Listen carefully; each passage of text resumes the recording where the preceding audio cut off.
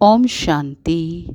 आज का टॉपिक है कर्मों की गुहा गति, जिसकी शुरुआत मैं एक स्टोरी से करती हूँ।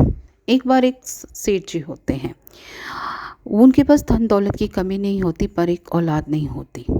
पर वो व्यक्ति बहुत अच्छे दिल का इंसान होता है।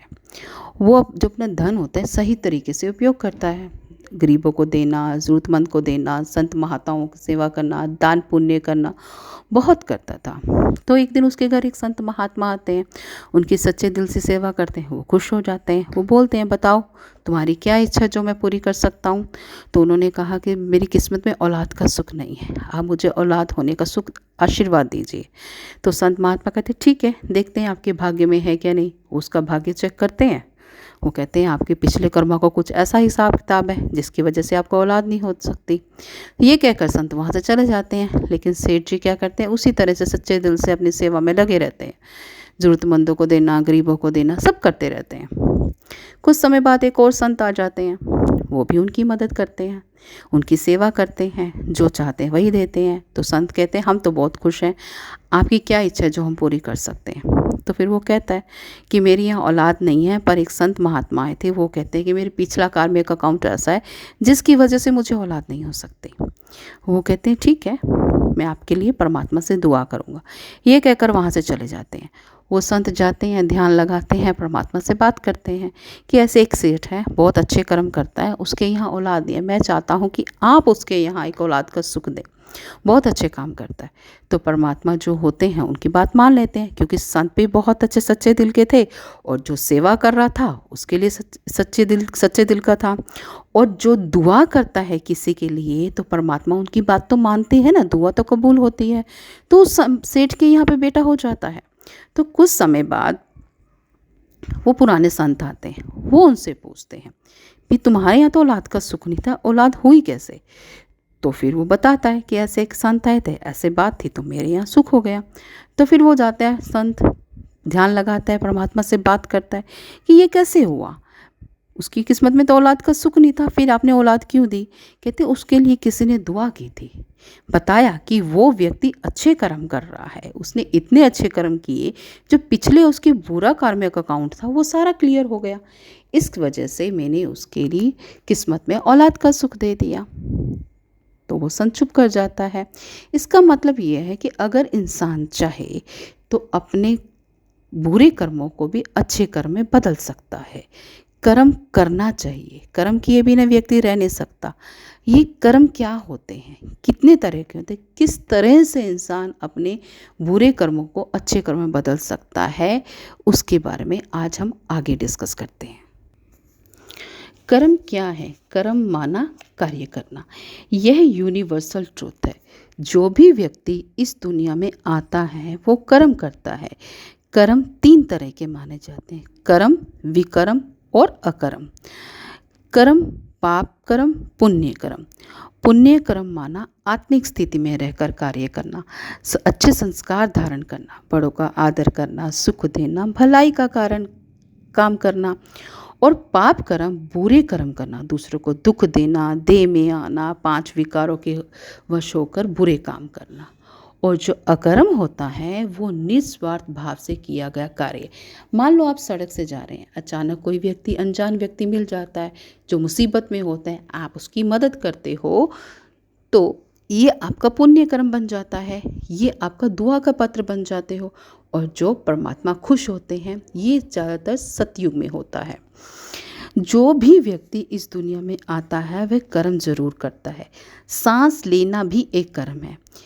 यह सृष्टि एक 5000 वर्ष का चक्र होता है, हूबहू रिपीट होता है। मान लो आप जिस रूप में आज आपका जन्म हुआ है, हूबहू 5000 वर्ष बाद फिर से आप इसी तरह इसी स्वरूप में जन्म लेंगे। ये सृष्टि क्या है, एक स्टेज की तरह है जहाँ पे आके आप अपना रोल प्ले करते हैं। जैसे फिल्म में हीरो हीरोइन अपना रोल प्ले करते हैं ना, इसी तरह आप अपना पार्ट बजाते हो। मुक्ति तो किसी को मिल नहीं सकती, लेकिन जीवन मुक्ति मिल सकती है। एक इंसान इंसान का ही जन्म लेता है, कभी जानवर का नहीं लेता है।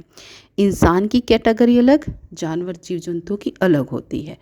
अगर इंसान जानवर का जन्म लेता तो क्या जनसंख्या इतनी बढ़ जाती, जानवर कम हो रहे हैं और इंसान ज़्यादा है। ये इंसान का अपना कार्मिक अकाउंट, जानवरों का अपना कार्मिक अकाउंट। ये जानवरों का कार्मिक अकाउंट देखो, कुछ तो ऐसे हैं घरों में स्पेशल पाले जाते हैं और कुछ सड़क पर पड़े रहते हैं। इसी तरह इंसान है, कुछ महलों में रहते हैं, कुछ मांग कर खाते हैं। हर एक किसी का अपना एक कार्मिक अकाउंट होता है जो यहाँ पे आकर हर एक कोई चुकता करता है। इंसान जैसा कर्म करता है वैसा ही फल मिलता है, वैसा ही कार्मिक अकाउंट बनता है। ये कार्मिक अकाउंट बहुत स्ट्रॉन्ग पॉइंट होता है। आजकल इस कलयुगी दुनिया में हर एक इंसान दुखी है और अपने दुखों का कारण हमेशा वो दूसरों पे डाल देता है। उसमें इतनी सहन शक्ति ही नहीं होती कि वो बैठे और सोचे कि ये कार्य क्यों हुआ, ये गलती क्यों हुई है। वो हमेशा दूसरों को बोल देता है उसकी वजह से हुआ।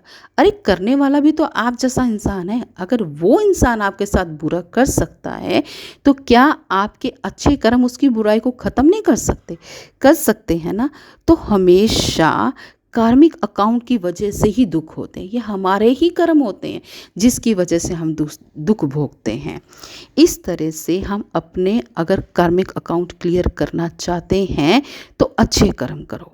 अगर हम अच्छे कर्म करके दुआएं कमाते हैं तो अपने बुरे कर्मों को भोगना को ख़त्म कर सकते हैं, जैसे सेठ जी ने किया था। अपने कार्मिक अकाउंट को क्लियर कर लिया, पाया भी क्या, औलाद का सुख। जो अच्छे कर्म करते हैं वो दूसरों का भला करते हैं, उन्हें भगवान भी बहुत प्यार करते हैं। जैसे भगवान हमारी हर गलती को माफ़ कर लेते हैं ना। रोज़ क्या करते हैं, हम मंदिर जाते हैं, क्षमा मांगते हैं, फिर आते हैं, फिर गलतियां करते हैं, फिर जाते हैं। परमात्मा भी तो यही कर रहे हैं, हमारी गलतियों को माफ़ ही कर रहे हैं ना। वो तो यही हम कर रहे हैं। तो हमें भी क्या करना है, दूसरों की गलतियों को माफ़ करना है, मदद करना है। जैसे जैसे हम दूसरों की गलतियों को माफ़ करते जाएंगे, मदद करते जाएंगे, हमारे लिए दुआएं मिलेंगी और उस दुआओं से क्या होगा, हमारा कार्मिक अकाउंट क्लियर होगा। कहते हैं कि अगर पल झपकते ही पता नहीं क्या हो जाता है, पहाड़ से भी रूही, रूही से भी राही हो जाती है एक बार किसी की दुआ लगे तो। यही है। मान लो अगर आपको कोई चोट पहुंचाता है तो आप क्या करो, आप उनसे गुस्सा नहीं करो, उल्टा क्षमा करो, क्योंकि वो आपको कोई पिछला कार्मिक अकाउंट है जो आपसे क्लियर करने आया है। तो अगर आप उसे क्षमा कर देते हैं, आपका अकाउंट वहीं ख़त्म हो जाता है, वो उसका बन जाता है, आप क्षमा के पात्र बन जाते हैं। इससे आपका पिछला कार्मिक अकाउंट क्लियर हो जाता है, क्योंकि आपने कोई अकाउंट नहीं बनाया आगे, उसे क्षमा कर दिया। हम भी चाहते हैं, देखो हर एक व्यक्ति ये चाहता है ना कि उसका अच्छा जीवन बिताए। अगर अच्छा जीवन चाहते हैं तो आप अपने जीवन को अच्छा बनाने के लिए दूसरों की मदद कीजिए, दुआएं कीजिए। आपका जो पिछला कोई भी कार्मिक अकाउंट है बुरा, वो ख़त्म हो जाएगा।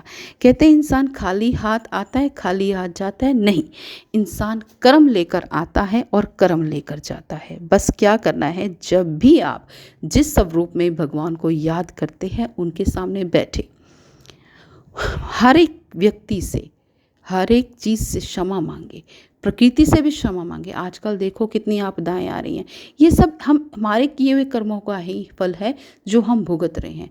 अगर आप अपना कार्मिक अकाउंट क्लियर करना चाहते हैं, दुखों को भुलाना, दुखों से दूर होना चाहते हैं, तो आप अपने आप में दिल में ये बात रखें कि मुझे सबका भला करना है, दूसरों को क्षमा करने हैं। जिस किसी से भी आपका कड़ा कार्मिक अकाउंट है, सपोज आपकी किसी से नहीं बनती है, लड़ाई झगड़ा है, तो उस व्यक्ति का जब आप पाठ पूजा करते हैं, मेडिटेशन करते हैं, चेहरा अपने सामने लाएं, उससे क्षमा मांगे कि मुझसे जो भी आज तक आपसे रिलेटेड कोई भी गलतियां हुई हैं उसके लिए मैं आपसे क्षमा चाहता हूँ या चाहती हूँ। इससे क्या होगा, आपका कार्मिक अकाउंट क्लियर होगा। रोज़ क्षमा बहुत बड़ी चीज़ है। कहते हैं, परमात्मा कहते हैं कि गलती मान ली ना, समझो आपका आधा गुनाह ख़त्म हो गया।